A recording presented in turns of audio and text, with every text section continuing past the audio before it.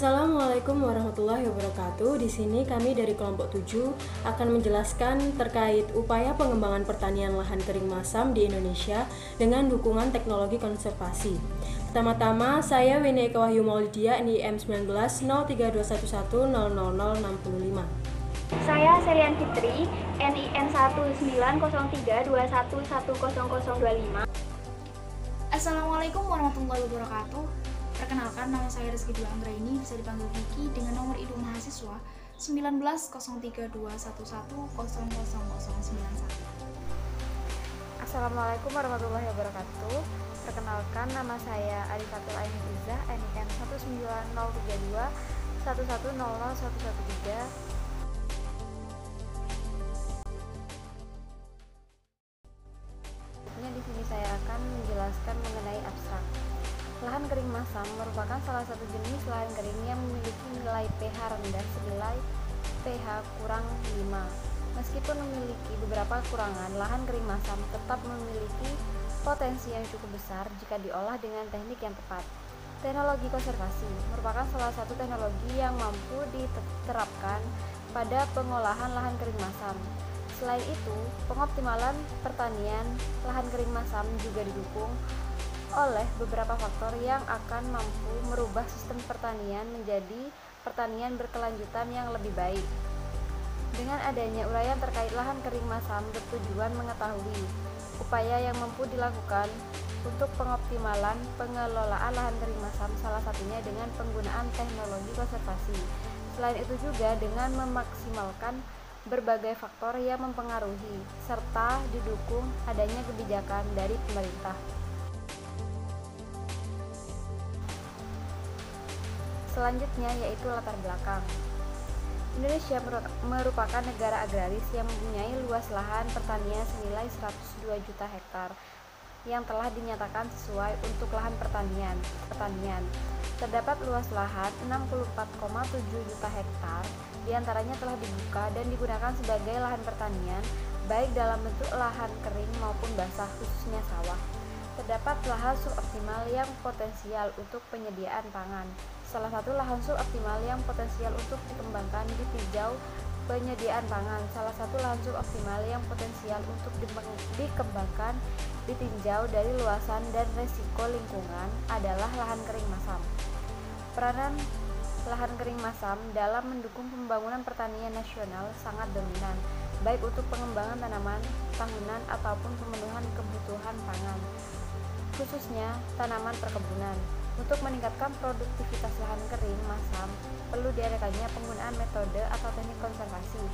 Teknik konservasi tanah spesifik lahan kering masam yang merupakan salah satu inovasi teknologi yang terus dikembangkan. Selanjutnya yaitu tujuan. Tujuan ini ada 2 poin. Yang pertama yaitu mengetahui upaya penerapan teknologi konservasi yang digunakan untuk pengoptimalan potensi lahan kering masam di Indonesia. Yang kedua, mengetahui faktor-faktor meliputi faktor sosial, budaya, dan internasional yang mampu merubah sistem pertanian lahan kering masam di Indonesia.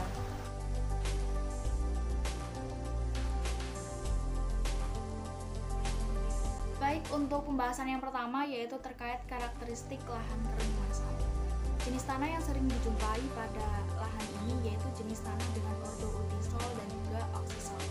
Tanah kering masam ini termasuk dengan lahan suboptimal, di mana tanah ini memiliki nilai kejenuhan basa yang rendah, memiliki nilai kandungan organik dan unsur hara yang juga rendah, dan nilai tukar kation yang rendah. Sehingga tanah ini kurang cocok dengan pertumbuhan tanaman.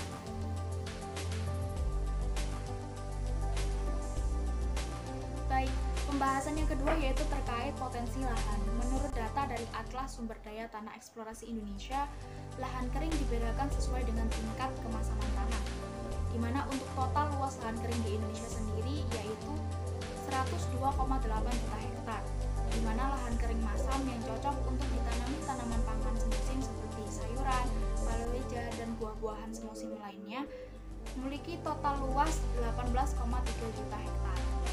Sedangkan untuk lahan kering masam yang cocok ditanami oleh tanaman tahunan memiliki luas 33,6 juta hektar, di Indonesia dan mayoritas ditemukan di daerah Kalimantan, Sumatera, dan juga Papua. Baik, materi yang selanjutnya yaitu terkait sebaran lahan kering masam di Indonesia. Luas total tanah kering masam di Indonesia yaitu 99,56 juta hektar, di mana jenis tanah kering masam di Indonesia ini berada pada ordoputisol, oksisol, inseptisol, entisol, dan juga spinosol, di mana tanah kering masam terluas menempati ordoputisol dan juga oksisol. Untuk ordoputisol seluas 45,9 juta hektar dan juga ordoksisol seluas 14,20 juta hektar.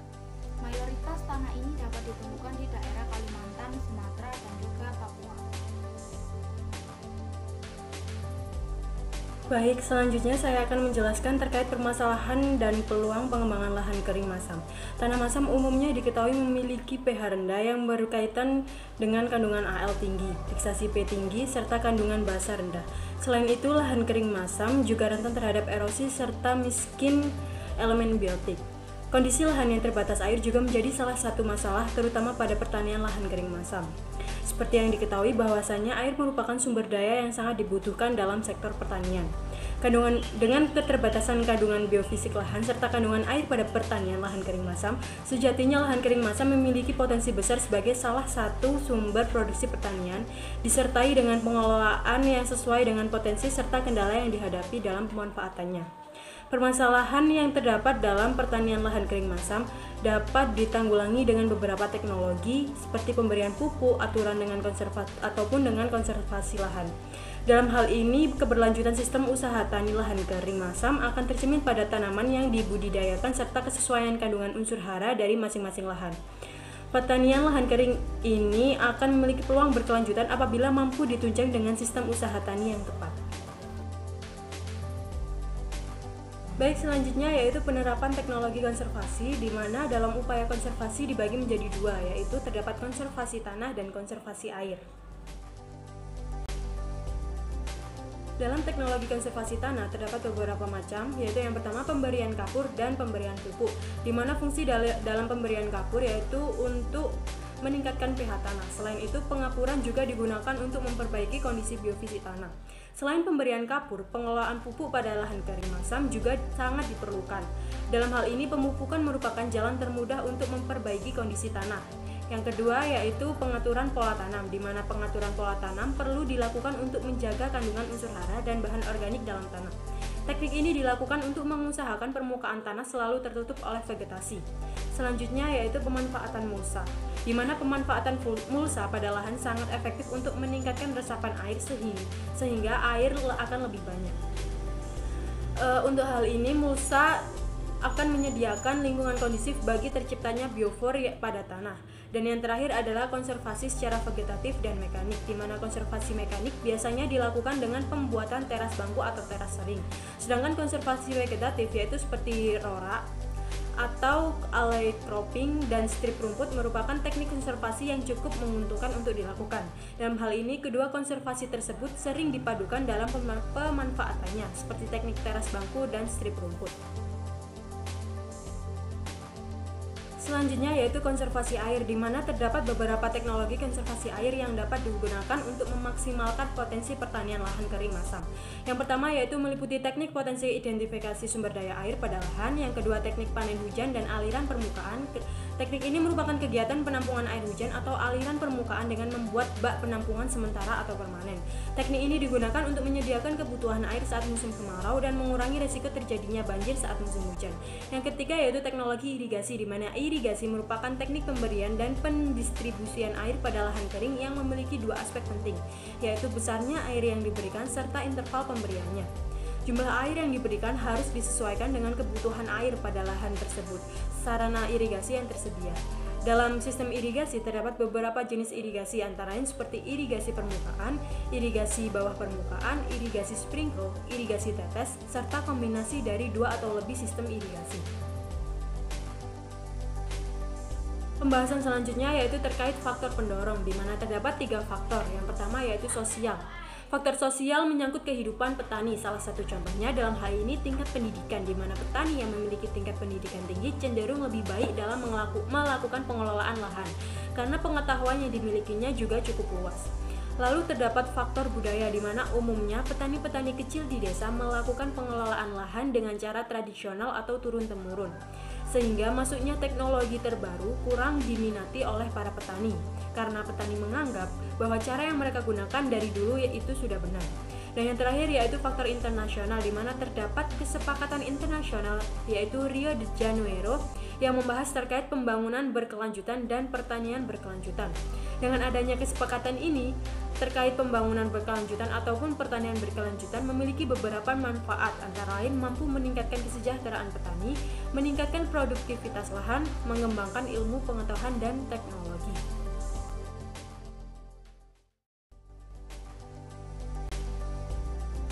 Akan menjelaskan materi bab 3, implikasi kebijakan.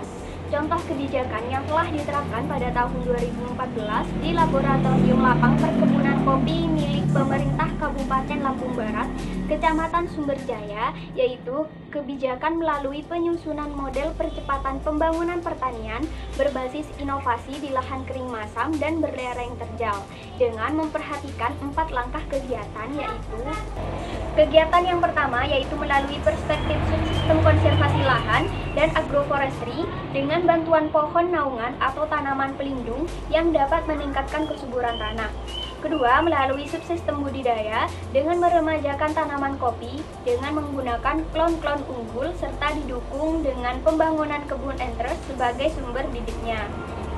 Ketiga, melalui subsistem pasca panen dengan menggunakan aplikasi teknologi pasca panen yang bertujuan untuk memperbaiki kualitas atau mutu biji kopi.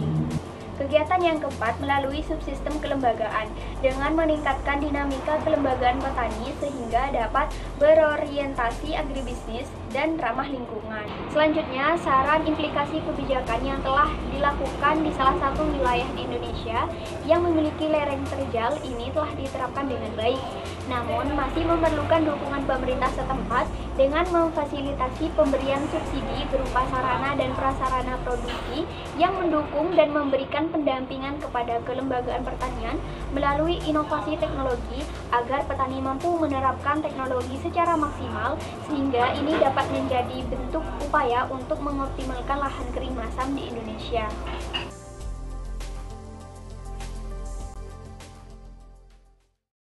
Selanjutnya, kesimpulan. Dari penjelasan artikel yang telah dibahas dapat ditarik kesimpulan bahwa upaya untuk mengoptimalkan potensi lahan kering masam dengan teknologi konservasi. Beberapa teknologi konservasi yang dapat dilakukan yaitu yang pertama, konservasi tanah dengan pemberian kapur dan pengelolaan pupuk, pengaturan pola tanam, pemanfaatan mulsa, konservasi secara vegetatif dan mekanik. Yang kedua yaitu konservasi air. Teknologi konservasi air yang dapat digunakan melalui teknik potensi identifikasi sumber daya air pada lahan, teknik panen hujan, aliran permukaan, dan teknologi irigasi. Kemudian, faktor pendorong perubahan sistem pertanian lahan kering masam ada 3 faktor, yaitu faktor sosial, faktor budaya, dan faktor internasional, di mana secara tidak langsung ketiga faktor tersebut memiliki keterkaitan dan memiliki pengaruh masing-masing bagi perubahan sistem pertanian lahan kering masam.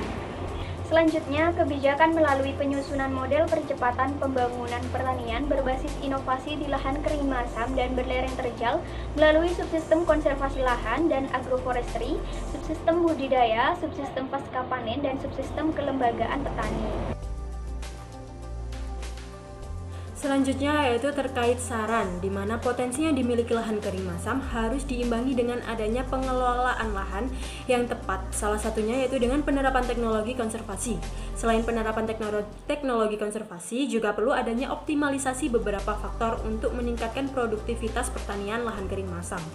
Selain itu, pemerintah juga harus melakukan dukungan selain dari kebijakan, juga dapat memberikan penyuluhan ataupun bantuan subsidi sarana prasarana pertanian kepada para petani untuk memaksimalkan potensi lahan serta meningkatkan produktivitas dan kesejahteraan masyarakat.